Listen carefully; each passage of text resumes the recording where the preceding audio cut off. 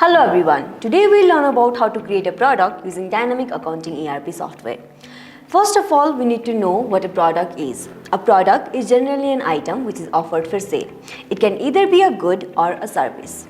Join me as I create laser in the easiest way with Dynamic Accounting ERP software. First of all, we will need to log in into the Dynamic Accounting ERP software.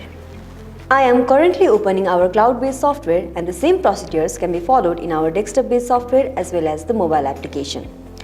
Next, after we have logged in, we will need to extend the quick access section here. You can see on the screen that the quick access section is at the top left corner of the screen. Click on it to extend the section. Now in order to create a product, we need to go to the product master. As you can see, the product master is just below laser master in the quick access. Click on the product master and you can see that a tab opens on your right side.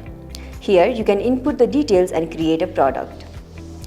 Let us assume that we are creating a product named Apple. In the name, we need to keep Apple. We need to select the group of the product here.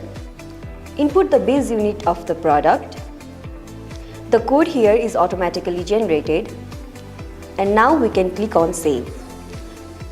Now we have successfully created a product in the fastest and easiest way possible with Dynamic Accounting ERP software.